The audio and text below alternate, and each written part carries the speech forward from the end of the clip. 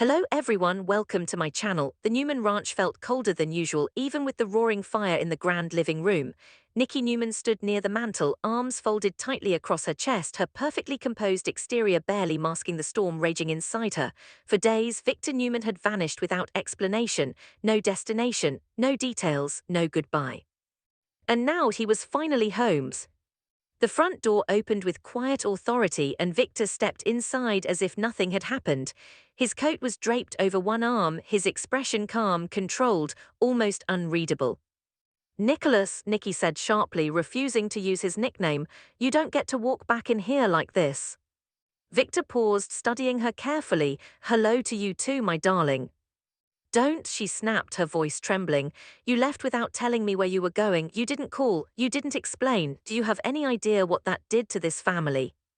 Victor set his coat aside slowly, deliberately. "I handled business that required discretion." Discretion, Nikki's laugh was brittle. "That's what we are calling it now." Victor stepped closer, lowering his voice. "There are matters you don't need to concern yourself with." "That's exactly the problem," Nikki shot back. "You always decide what I need to know." Victor's eyes hardened just slightly. "Everything I do is to protect this family." "From what?" Nikki demanded. "From Kane, from Lily's disappearance, from whatever game you're playing now." Victor's jaw tightened almost imperceptibly. "You must trust me."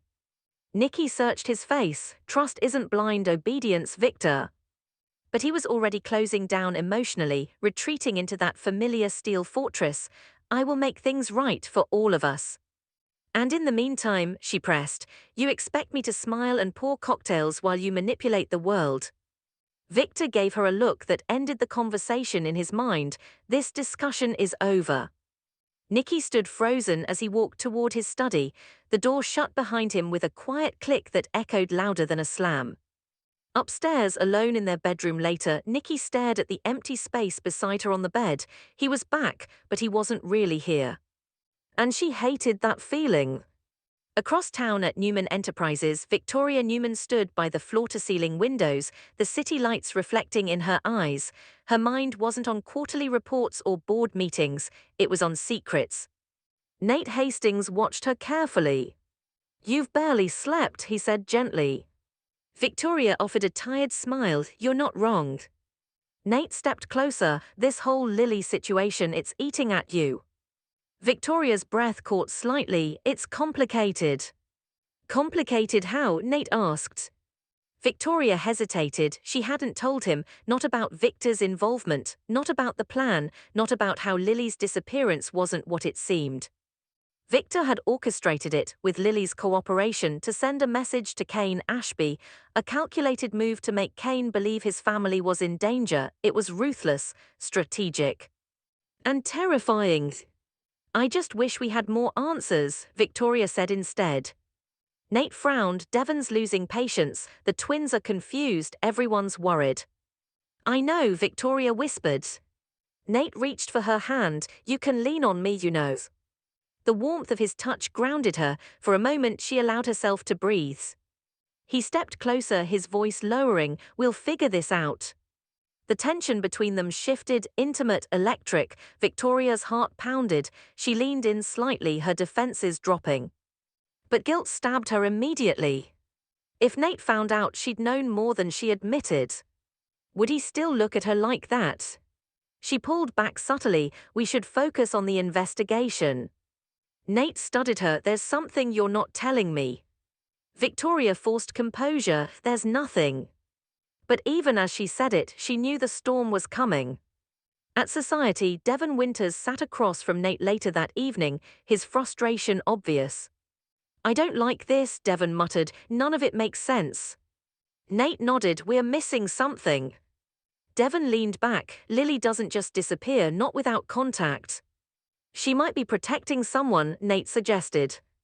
Devon's eyes darkened. "Or someone's protecting her." Both men fell silent. Somewhere pieces were being moved. They just didn't know by whom. Meanwhile, at the Grand Phoenix, Phyllis Summers stormed through the lobby like a woman ready to burn down everything in her path. Milan had done nothing to cool her temper. She marched straight toward Daniel Romalotti Jr., who was seated at a table reviewing documents. "You've got some nerve," she hissed. Daniel didn't even look surprised. "Welcome home, Mom." "Don't," she snapped, "don't act like everything's normal." Daniel closed the folder calmly. "What are you upset about this time?" "You teamed up with Kane," Phyllis accused, "against me." Daniel's jaw tightened. "It's business." "You sabotaged me," she shouted. "You sabotaged my relationship with Summer. You're trying to destroy me." Daniel stood. "You did that yourself." Her eyes flashed with fury. "Excuse me. You went after the Newmans. You tried to take over their empire. What did you think would happen?" "I was protecting our future," she argued. "No," Daniel shot back. "You were protecting your ego." The words hit harder than she expected. "You don't get to judge me," she said coldly. "I'm done being dragged into your schemes," Daniel replied. "I'm choosing my own path." "With Kane," she scoffed. "Yes." Phyllis laughed bitterly. "After everything I've done for you."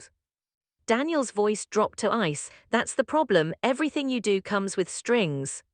Silence hung thick between them. "You don't forgive me?" she asked tightly. Daniel shook his head. "No." Phyllis swallowed the sting. "Fine, then we're done." "We are," Daniel confirmed, "and Lucy stays out of this." Phyllis froze. "You wouldn't dare." "Try me." For the first time, fear flickered across her face. He wasn't bluffing.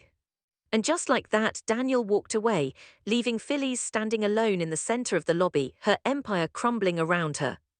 Her Newman takeover had consequences. And now she was feeling every single one. Her hands trembled, but not with weakness. With rage. Back at the ranch, Victor stood alone in his study, staring at the chessboard on his desk. A knight had been strategically moved. He wasn't worried. He had anticipated every reaction. Kane would be rattled, Devon would dig, Nate would question. But they were all 3 steps behind. The door opened slightly. Nikki stepped inside, softer now but still determined. "I'm not your enemy," she said quietly. Victor turned. "I know that." "Then stop treating me like I am." He walked toward her slowly. "Some burdens are mine to carry." "You're not invincible," Nikki whispered. His expression flickered just briefly. "No, but I am prepared." "For what?" Victor didn't answer. Because even he knew this game had risks. At Newman Enterprises the next day, Victoria sat alone in her office when Nate entered unexpectedly. "I spoke to someone," he said carefully. Victoria's stomach dropped. "About Lily." Her breath caught. "They said there were unusual transfers, financial ones, connected to someone very powerful." Victoria's pulse thundered. "Do you know anything about that?" Nate asked quietly. She looked at him. This was the moment. If she told him the truth, everything could change. If she didn't, she might lose him anyway. She began. But before she could finish, her phone buzzed. "Victor." She stared at the screen. Nate noticed. "Is this about him?" Nate asked.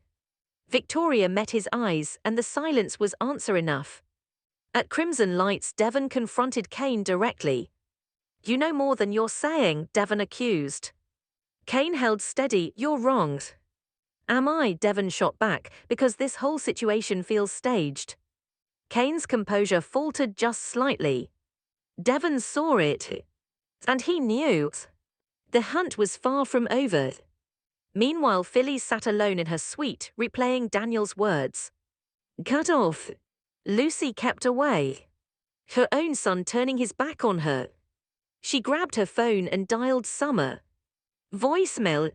Of course. Phyllis stared at her reflection in the mirror.